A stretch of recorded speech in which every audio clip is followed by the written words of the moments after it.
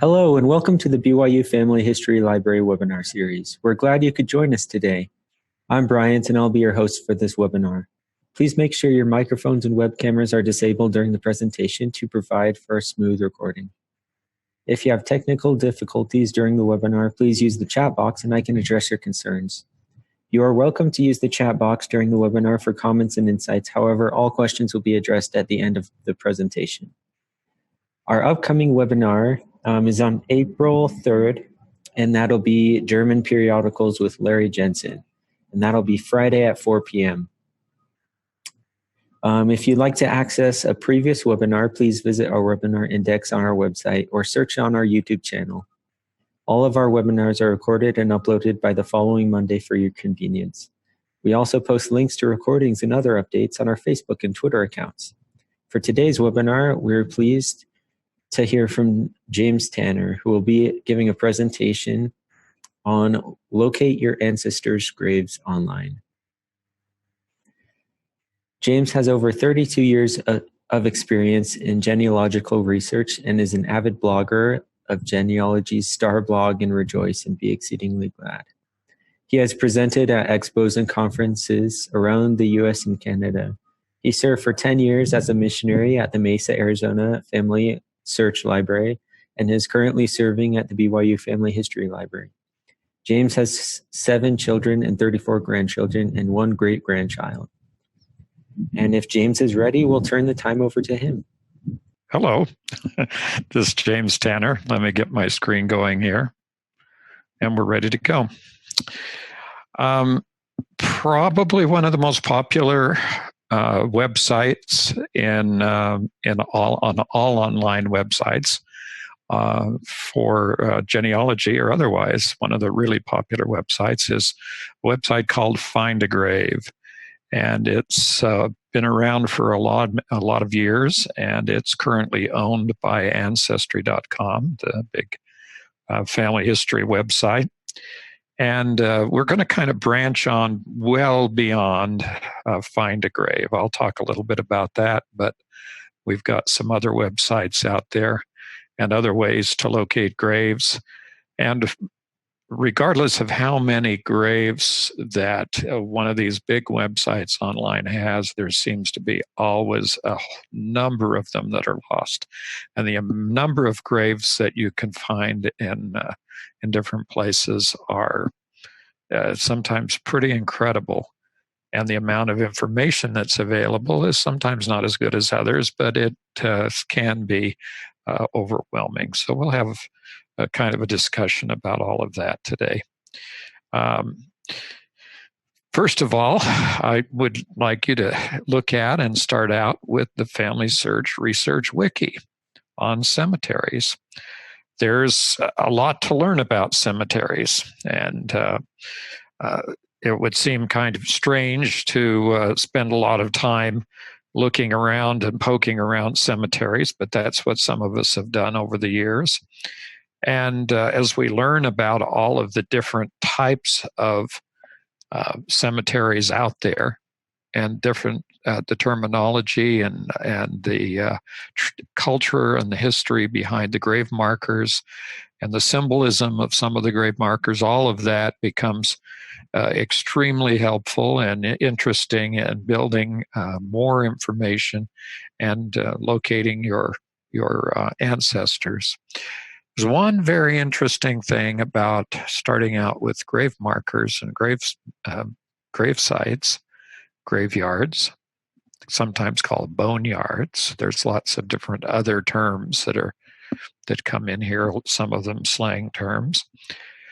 And I don't think we can always that I can fail to mention the fact that the depictions of graveyards in the popular media is always one of sort of an ancillary place for all sorts of horrible things to happen, and the danger and all sorts of monster movies and everything. I mean, you can think of the classic Plan 9 from Outer Space that has graveyard scenes, and there's just they just go on and on. Well, that culture really doesn't apply here at all. This is not has nothing to do with spooky. It has nothing to do with criminal activity.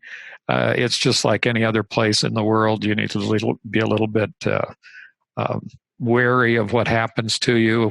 Some of these graveyards are not exactly in the middle of civilization, and you might have to be ready for the types of things that you would find if you were going outdoors. We've gone through huge barriers of bramble bushes, of blackberries, and had a lot of damage done to our clothes and our skin. But I've had friends that have climbed out of their car and gotten bitten by snakes. There's all sorts of things that can happen, but they're the kinds of things that happen anytime when you go out into the wilderness or out into the countryside and are faced with that type of situation. Cities are a different situation. The cemeteries there may be closed. They may be inaccessible. They may not have, you may not be able to get in without special permission. In some cases, you may even have to pay an entry fee to get into the cemetery.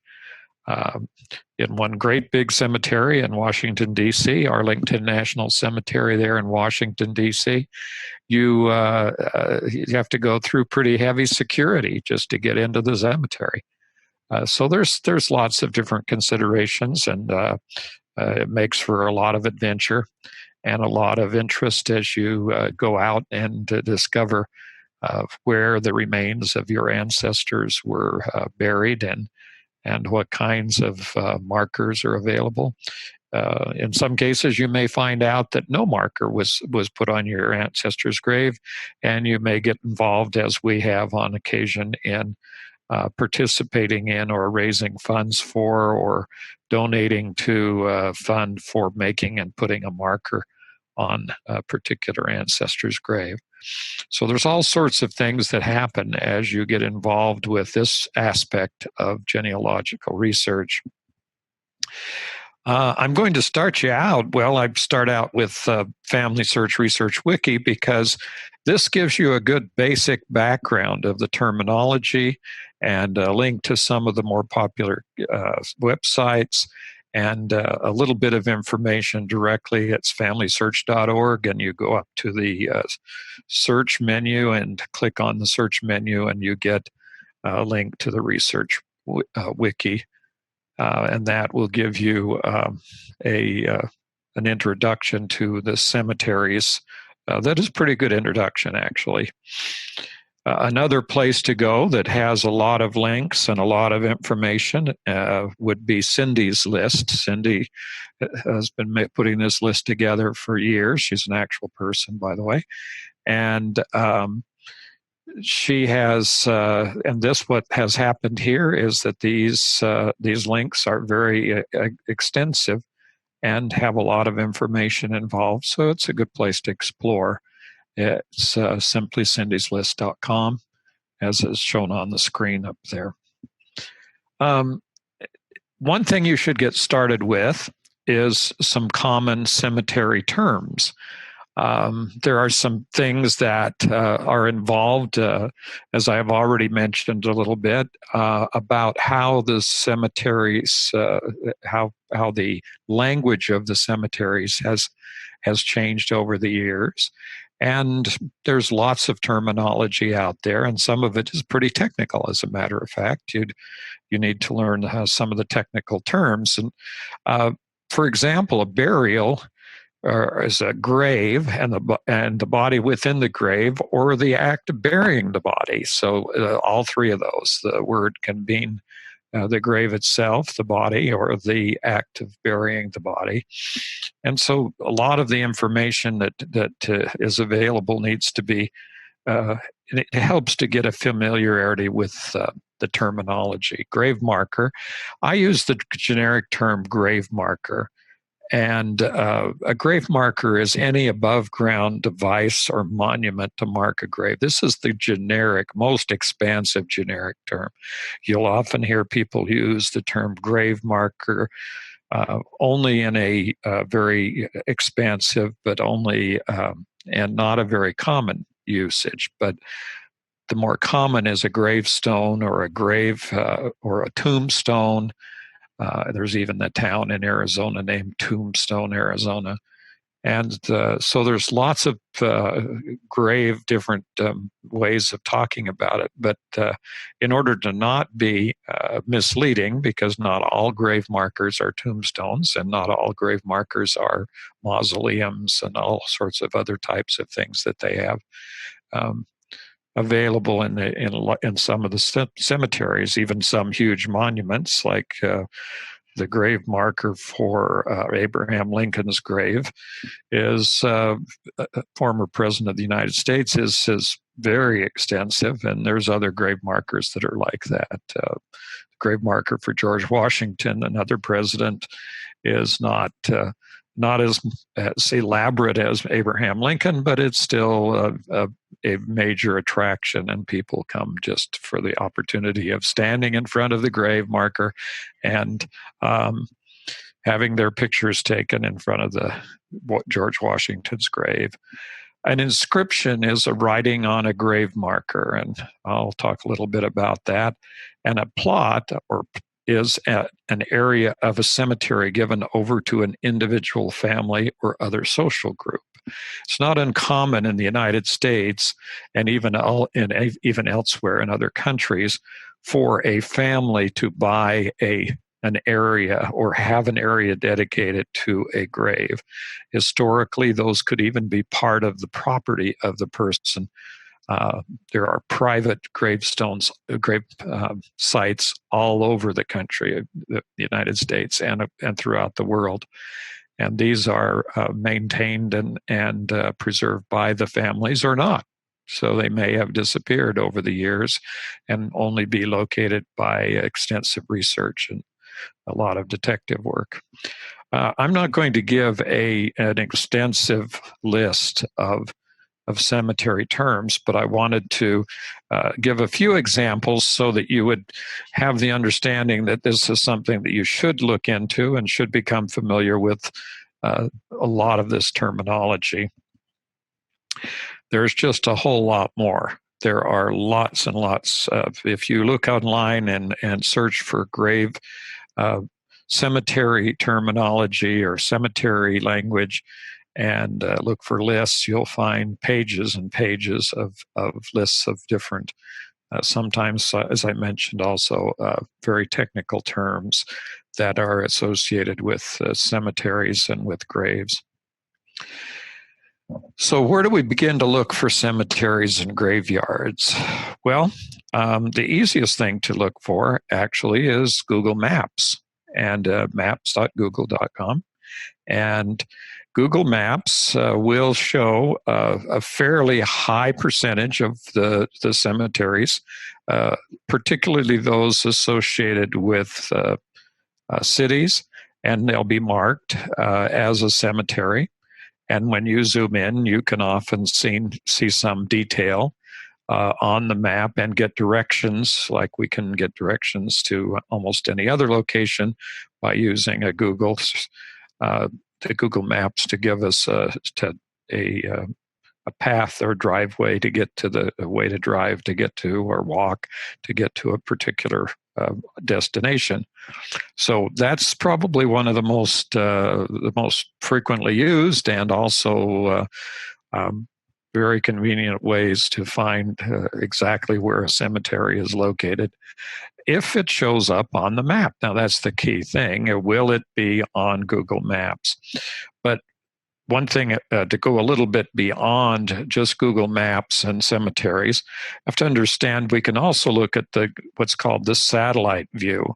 This says that this is what Google has, extensive satellite views of most of the world, and has driven around, and I'll show that in a second, also driven around on the roads and streets, and even through some of the cemeteries, created in their street view. So from the satellite view, which gives you an even more accurate way of looking at what was there and what kind of cemetery you can see, if you look really closely at this image, at the green part of the grass in this cemetery, it'll look like there's a lot of dotted lines in there. They're very faint. They may not show up well on your screen, but if you look closely and if you zoom in a little bit more on the satellite view, those are the headstones, all of the headstones, grave markers that are available, that are there. And you can actually see that it is a cemetery because of that. Then going down to street view here, and you can see in this case, this cemetery happens to be the Provo, Utah City Cemetery, which is about 5 minutes from my house. And it is rather extensive, as are many of the cemeteries in the United States. And it almost has a park-like atmosphere with trees and grass, and contrasts to some of the cemeteries that I've seen in Arizona that are just rocks and no trees and no grass, because they're in the middle of the desert and there's no way to get that.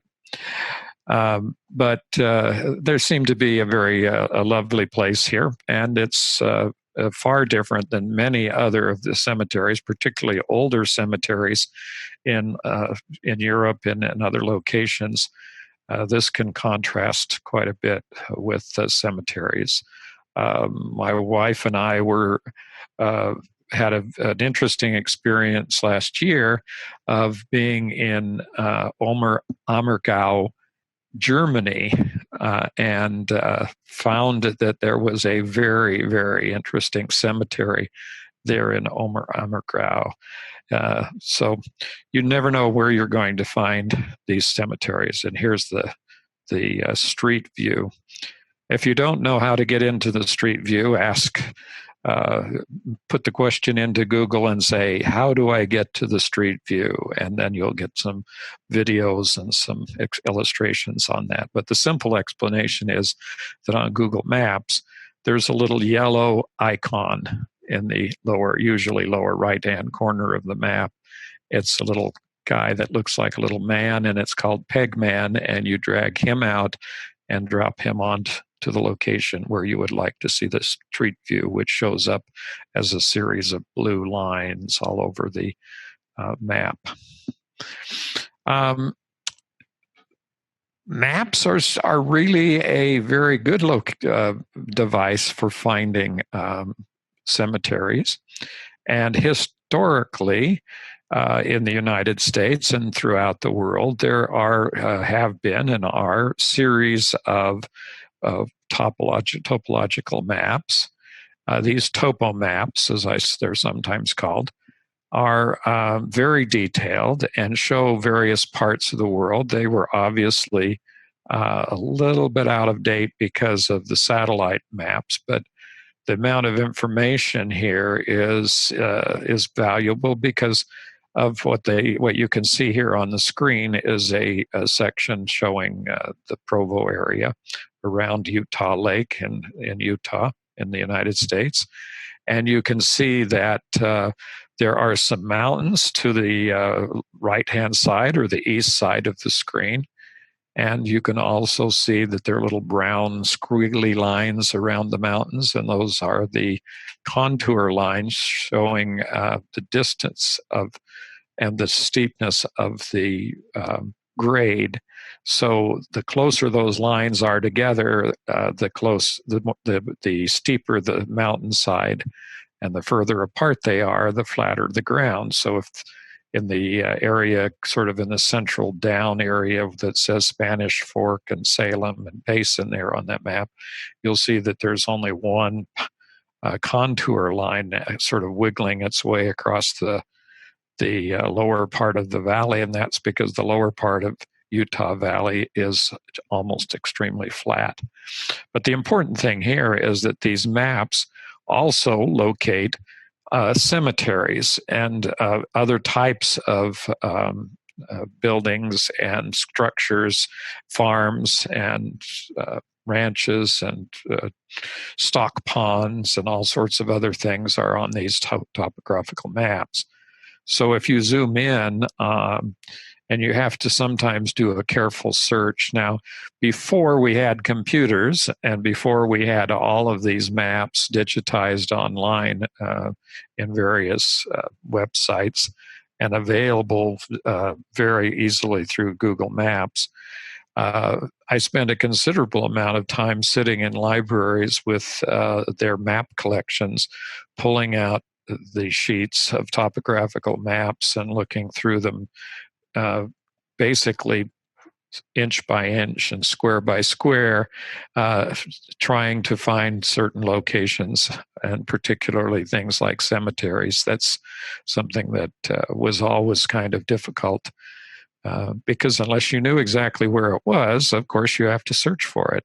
And even once you find it on a topographical map, that may not solve the whole problem because you may have to figure out how to get there and what kinds of roads will get you there. And after you've run out of roads, how far you have to walk in which direction before you find what you're looking for. So there's a whole area of additional study that would be helpful to genealogists who are doing this kind of research and are interested in finding the graves of their ancestors.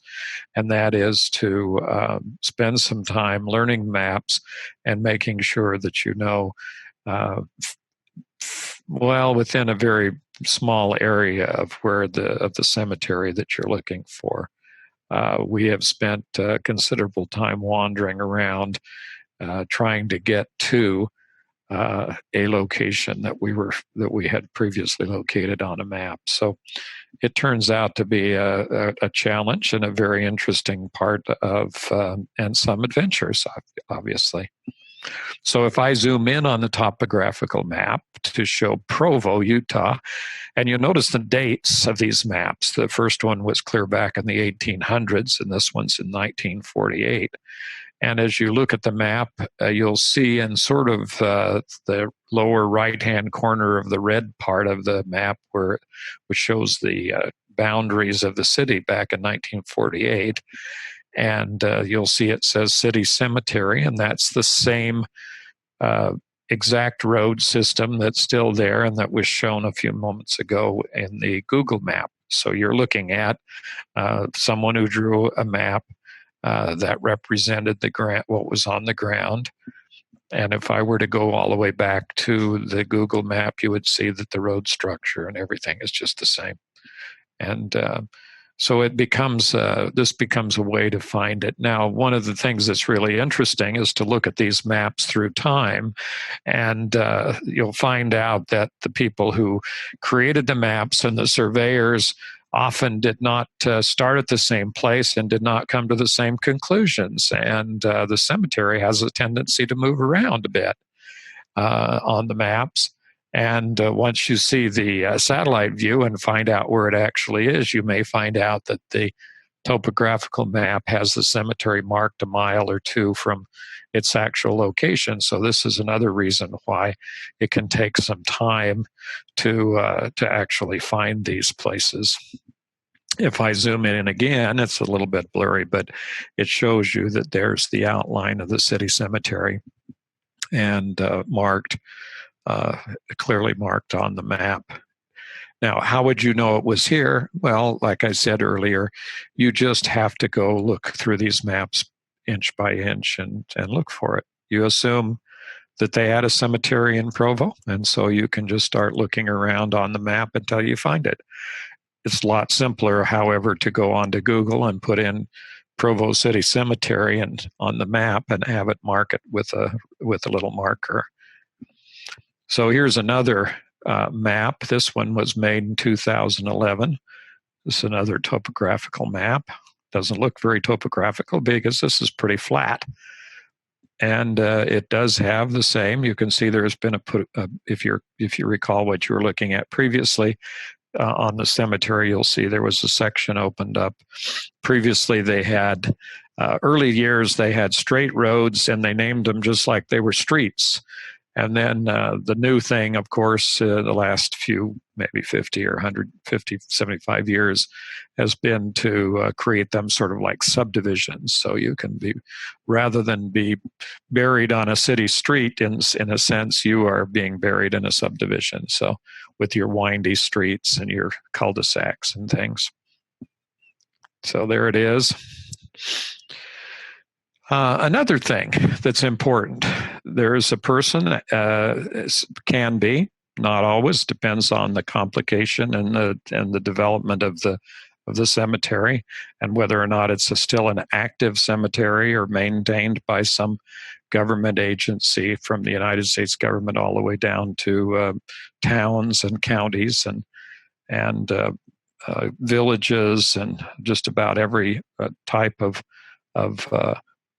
governmental organization in the United States could potentially have control of and be the agency for the cemetery. In some parts of the East, there's townships, and the township has the offices for the cemetery. Well, the person who is in charge of organizing, selling the plots in the cemetery, and keeping the records is known as the sexton of the cemetery. And I've had some really interesting interchanges with sextons over the years. And it's some of them have been truly helpful, and some of them have been less than helpful. So it's another, gives you another aspect to what happens when you go to a cemetery.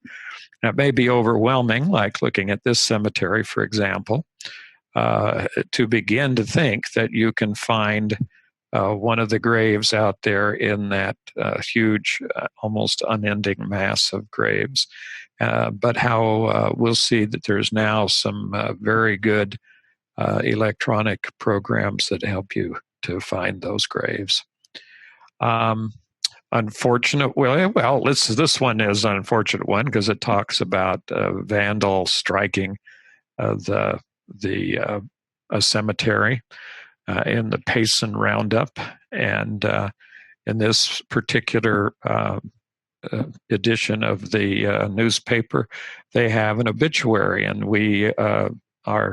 it's lovely opportunity to learn about your family if you're able to find the obituary for an individual, because it will be published in a paper. You have to understand that, well, I should mention this, that there are many place names in the United States that are the same. And this happens to be Payson, Arizona, not Payson, Utah. So if you happen to be listening to this from Utah and you thought it was south of Provo out there by Utah Lake, and south of and on down, and you were wondering about where you were in Arizona, you would have a different view altogether. So don't get confused. There's many places. I think there's probably a Pleasant Grove in every state in the United States. And I think there's probably a Sycamore Creek in every state in the United States. So if you do your research online and you search for cemeteries and you begin that process, you'll begin to see that there are literally thousands, maybe even hundreds of thousands of cemeteries scattered across the globe. And some of them are extensive. They have their own websites. They have their own information. They have all the kinds of helps and things that that you can need to locate the grave, and others are basically abandoned out in the middle of nowhere, and it may be a tremendous challenge to find. So always search for the location and the cemetery. And as I pointed out, with the towns that have the same name, as in Payson, Utah, and Payson, Arizona, is that you can sometimes get confused. So you don't want to end up in the wrong state. Your ancestors may not have recorded it correctly. In other words, they said they were born in Phoenix And you may think, well, automatically they were born in Phoenix, Arizona, and it turns out they were actually born in some other state like Florida. So you really need to be more specific. This is one of the very key things about doing genealogical research, and that is to always remember to do your location finding first, and make sure that you are being consistent in your locations, because once you move out of the location, then you are kind of floating out in the netherworld where you have no links to anything that's in reality. So you start to lose reality once you float away from the actual locations. Now, the great thing about cemeteries and the great thing about grave markers and graveyards and burials is that they're always one place, one absolute location on the face of the earth. So we don't have someone buried in different locations, except there are some, I know there's always an exception. For example, Stonewall Jackson's arm is buried different place than his body. So you have to know that there's other things that can happen out there than just straightforward. But that's pretty rare. And so we really do have a good way to do this. You also can just, if you think about it, you'll understand that once you have determined the actual location of the burial, you have a fixed location on the face of the earth that helps you to find the records about that person. If they were buried there, it's very possible, not always the case, but it's very possible that there are records somewhere near that cemetery location about the cemetery and about the burial. And they may be in the state, and they may be in the government, in some government agency or someplace. But that's by starting with the location, you can begin the process of finding the historical records, which may talk about that particular burial.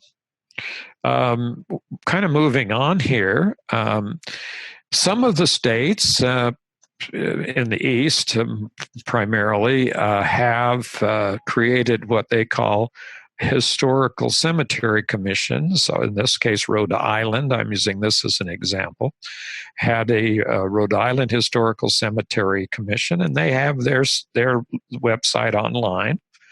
And you can search this website and get the information about every cataloged website, grave cemetery site in Rhode Island, the whole state of Rhode Island. Well, you know how big Rhode Island's very small, but compared to Utah or Arizona or Texas or whatever.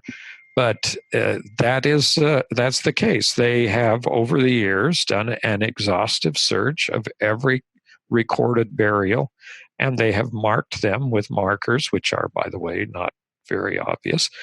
And then you would be able to find those cemeteries by going in with the discussion that's happening. Our experiences in Rhode Island were kind of unique. We found the burial record for one of my remote ancestors on the third tee of a country club. Off of the third tee. Well, it didn't make it any easier to get to, by the way. That's the one that had the brambles and the blackberries and where we got our clothes shredded and a few lasting remembrances on our legs and arms. But we did make it through, and that was the way to go. To get that information. So, as I mentioned earlier, when you're doing your search for places and then search for cemeteries, because if you put in Rhode Island and cemetery as a search, you will find a reference to the Rhode Island Historical Cemetery Commission. And so that's how you get to these various interests. Now, they've published a book that has a list of all the cemeteries, so you can actually go in, and the book's online, so you can look it up and find all of that information. Another website. Now, this is a study that was done in Maryland, in one of the counties in Maryland. It's Anne Arundel County, and it was spearheaded by a group of people from the Anne Arundel County Genealogical Society.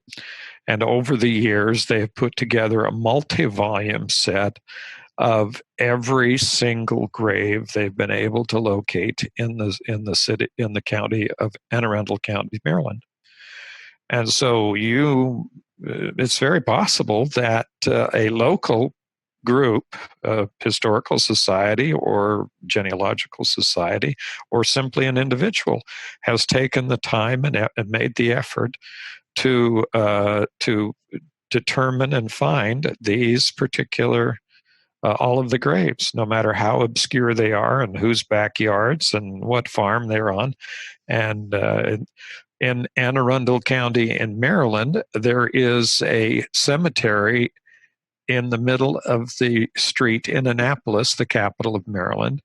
There is a place where the road divides right downtown, right in the middle of town, all the stores and all the cars and all the people, and it divides, and right there in the median is a cemetery. And so you never know. And there's another one in a Home Depot parking lot. And so you just find all sorts of things when you start looking for cemeteries in various places. Okay, now I've got to find a grave, which I mentioned at the first part of here. And they have over 180 million memorials and been online since 1995, adding memorials all the time. And they have a huge number of people worldwide who submit the information. This is not a editorial comment in such, but it's a general comment about anything having to do with records in genealogical research, and that is we always try to rely upon original or source records that were created at or near the time of the event by someone who was able to either view the event personally or had some kind of a duty to report the event. In the absence of that, you don't really have specific current information about the location. And most all cemetery records are secondhand, except for those kept by the actual cemetery itself. So even though this is a wonderful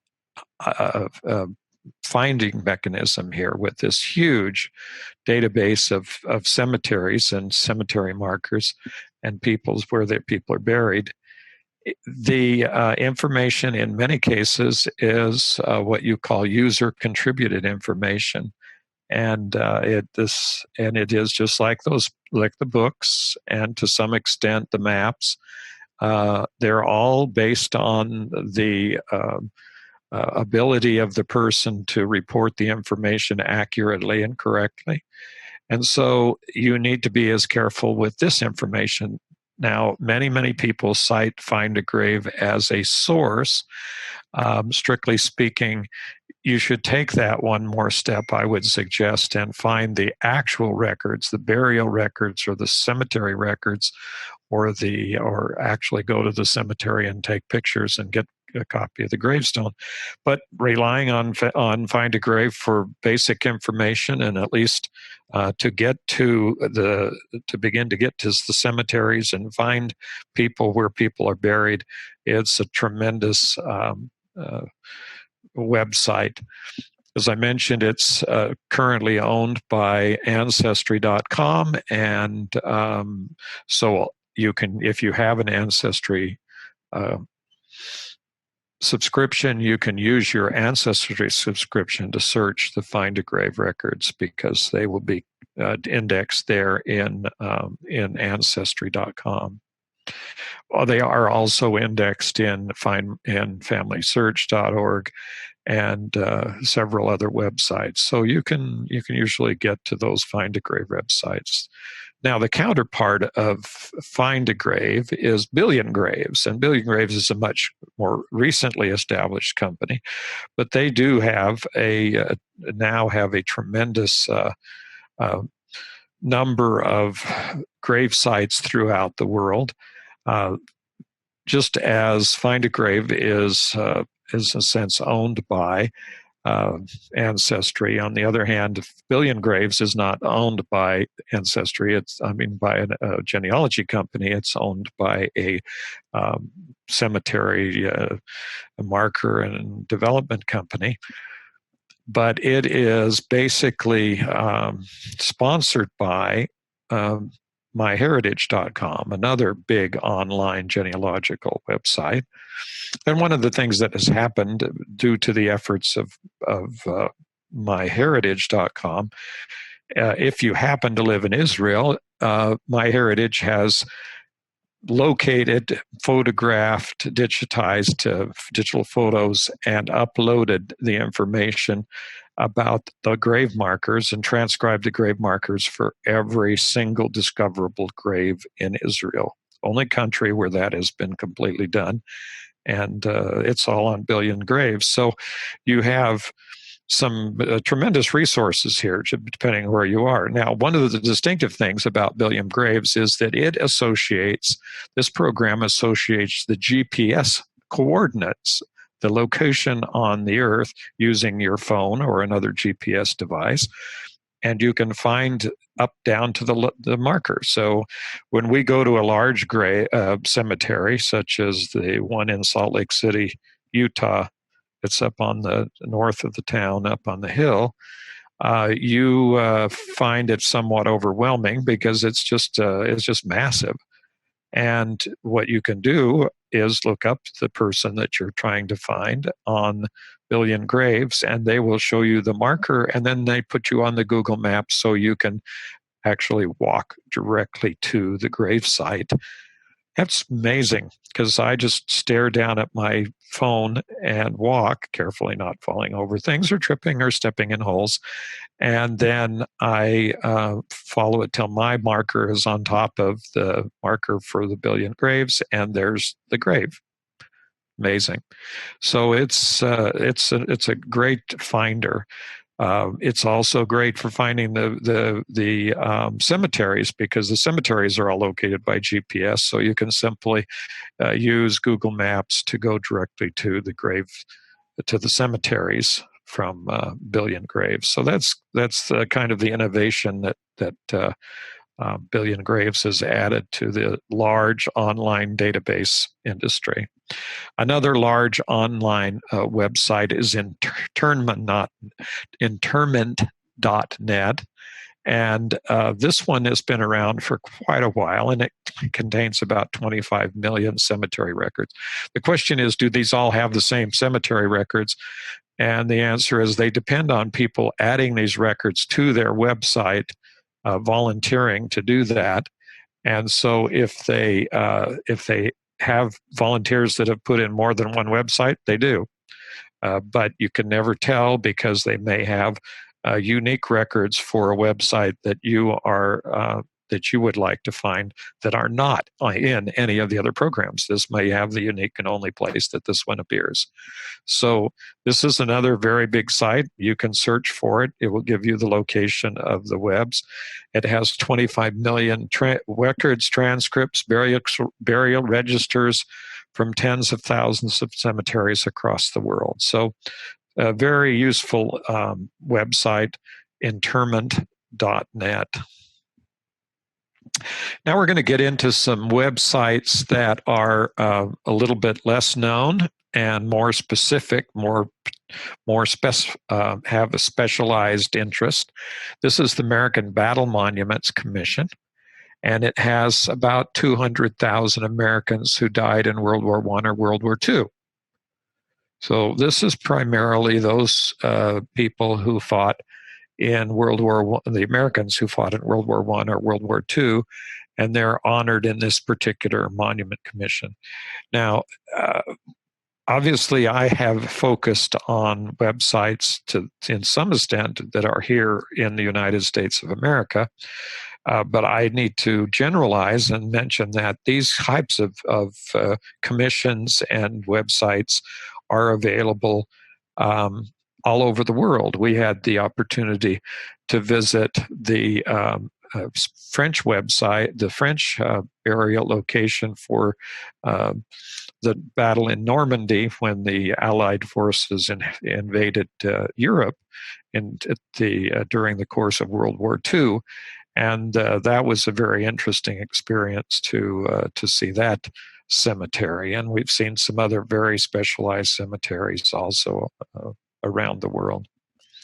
National Cemetery Administration nationwide gravesite locator, gravelocator.sem.va.gov. The VA there is not Virginia, it's the Veterans Administration. And what this is, the Department of Veterans Affairs has created a website.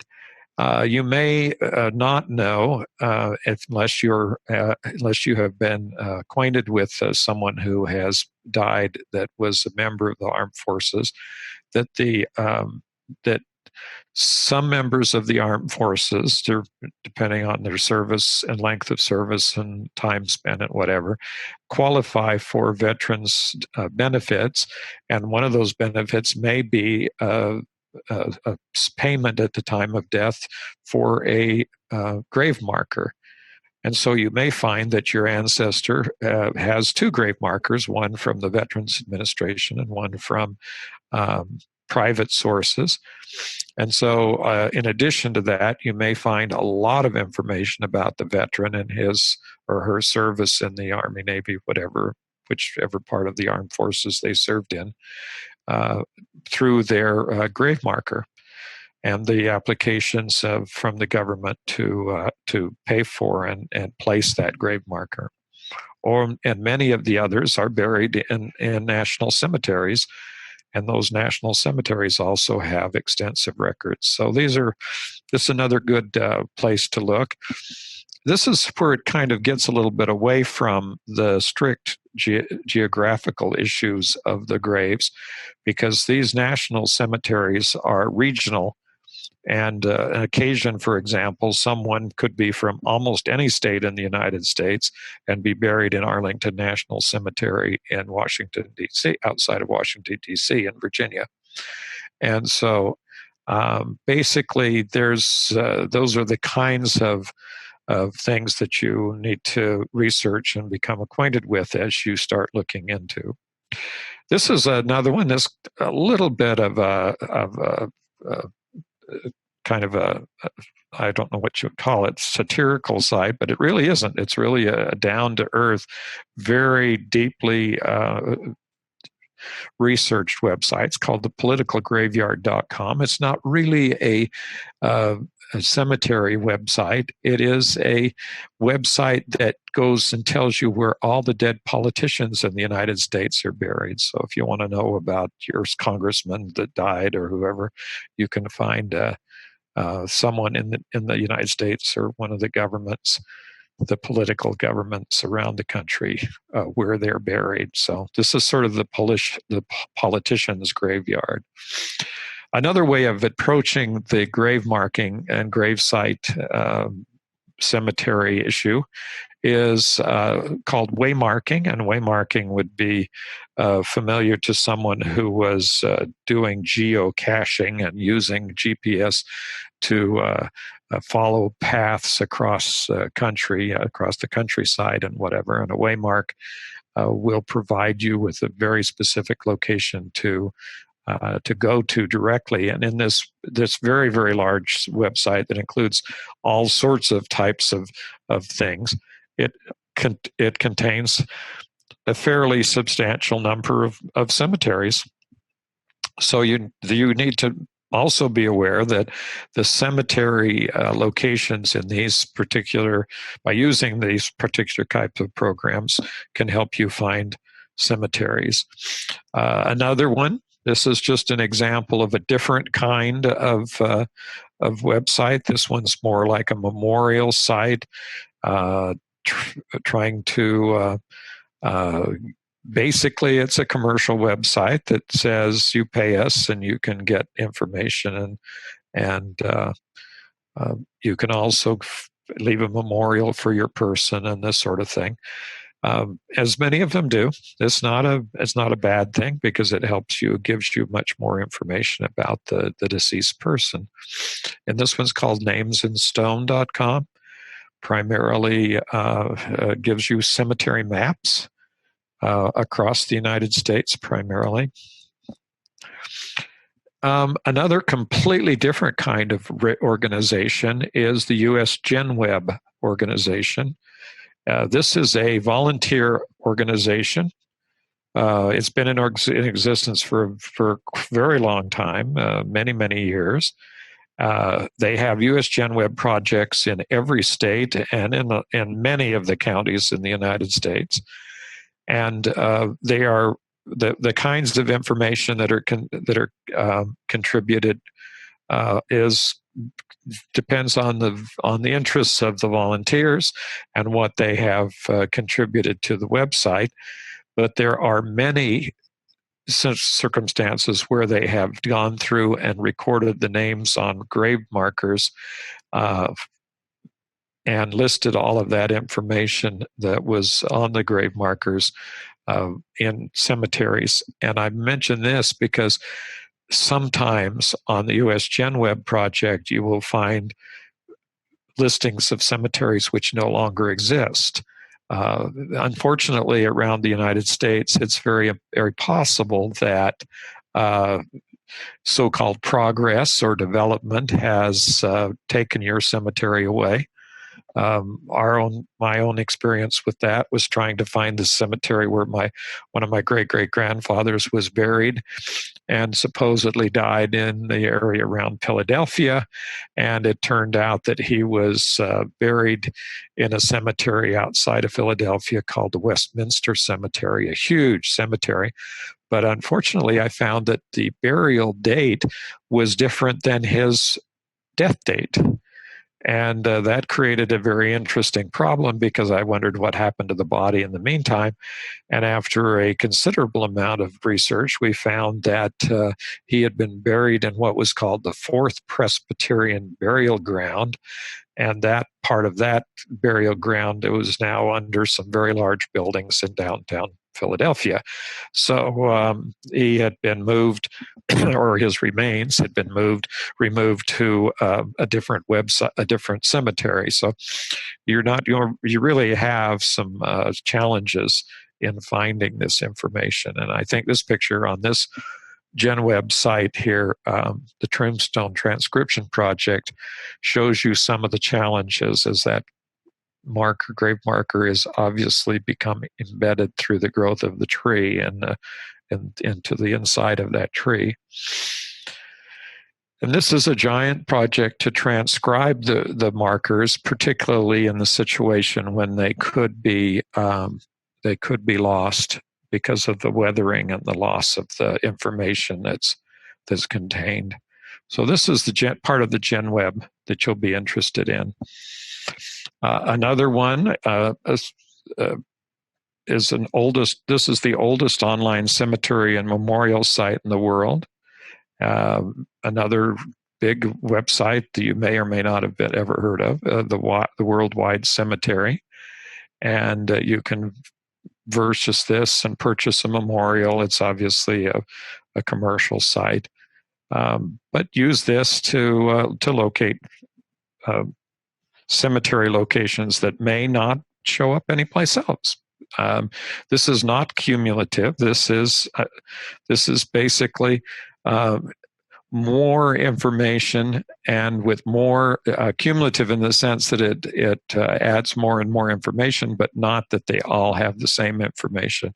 These are all different ways of looking at it, and the information may have been recorded here in this website that was not recorded in some of the other websites. Some of the very specific websites out there focus on a specific group of people, or a specific cultural group of people, in this case African Americans, and they have this African American site. I might mention that many of the African Americans' website grave markers in Anne Arundel County were found through the efforts of the Anne Arundel County Genealogical Society. This is another one. There just seemed to be an almost unending name list of websites out there that focus in on cemeteries and where they are and where they're located. And because the cemeteries and the graves are such good places for information about the individuals. Another one, here's another one, New Horizons Genealogical Services.com contains cemetery records. The advantage, by the way, of having these webinars online is that although you may be trying to scribble down some notes and getting this information as I go past, that you can always come back to the webinar when it is uploaded onto youtube.com at the BYU Family History Library YouTube channel and view it at your own speed. So you can bring up the website name and pause the video and then get the information that may be seeming to flash by on the screen. So that's a very helpful way to keep it going. As I mentioned previously, with the Rhode Island records and the Maryland records, we have other specific websites. This is the Hale Collection of Connecticut Cemetery Records, and it has head-stone inscriptions from 2,000 Connecticut cemeteries that were a part of a WPA project back in the 1930s. And so this information may have been preserved when now we're almost 100 years later, that this information may have preserved grave markers that are no longer either readable or locatable. So this is another way to dig back into the cemetery records, and that is the collections of historical cemetery organizations. This is an organization that I was always interested in, the Association of Graveyard Rabbits. And what they are, they were an organization, and I say were because they are no longer in existence. They've been inactive since 2014. But that's unfortunate, actually, because it was ostensibly a worldwide organization of people who were willing to volunteer and go out and find a cemetery for you if you did not have the means or the time or the funds to go out and find that cemetery. Then they would go out and make copies of the cemetery records. And it was spearheaded by an individual who retired, and I'm not sure if they passed away or not, but they are no longer in activity. But the information that they developed is still online and available. So I would suggest that you may want to look at the Graveyard Rabbits website. Pretty interesting site. And obviously some of the cemeteries have their own websites. In this case, Arlington National Cemetery, and as I mentioned previously, they do take 100% of security seriously, and you really do get searched, and you really do have to check in and check out and all sorts of things to get into the Arlington National Cemetery. So that's just part of the way that our culture has developed over the years. Well, that kind of concludes all of the cemetery issues. Please be aware that there are just more cemetery records than you can ever imagine out there, and that there's still more. I gave you some types of categories, but there's always more records.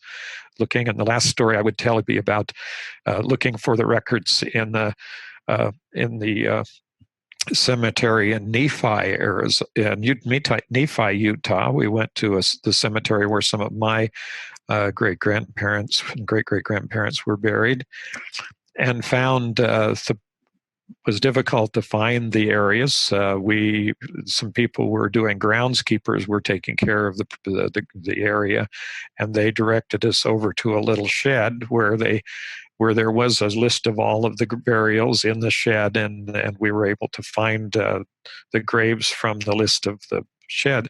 And they said, "Oh, by the way, go see the sexton in his office downtown." Went downtown to the sexton's office in Nephi and found that they had recorded there all of the records about the births, entries, and burials of all of the earlier settlers in the town, and they were published in a volume of book that they had there in the sexton's office. And there was only one other copy of that book available anywhere, and that was in the Family History Library in Salt Lake City, Utah. So you never know. You never know what kinds of records you're going to find when you start looking for cemeteries. Well, thanks for watching. And remember, as I mentioned just recently, that all of this will be put out on the BYU Family History Library YouTube channel, even though we're all in this point in time when this is being made, practicing social distancing and doing these things from home. We'll still be here putting out the information. Thank you. Thanks, James. If we have any questions from the audience, we'll take them now. Please post your questions in the chat box, and James can answer them for us.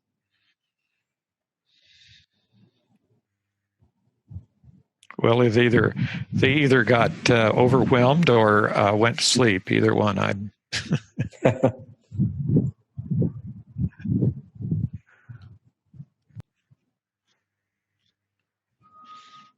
It looks like there's a question. What was the link to the internment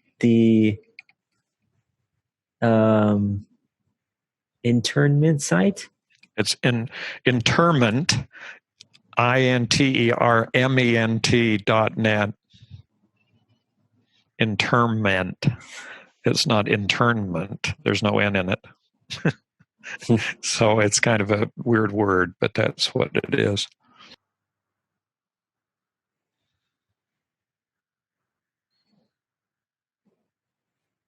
All right. Well, if there's no other questions, then I guess that concludes our webinar today. Thank you, everyone, for joining us. Thank you, James, for the great presentation. We'd like to remind everyone about our upcoming webinar, which is next Friday, April 3rd, Friday at 4 p.m., and that'll be German periodicals with Larry Jensen. And we also like to remind you that tomorrow we have a webinar as well. That'll be tomorrow, Saturday at 4 p.m., and that's with Bonnie Belza. It's her part 4 of her DNA kindergarten. And so we hope everyone can join us for that, and hope to see you next time. Thank you for joining us, and have a great day.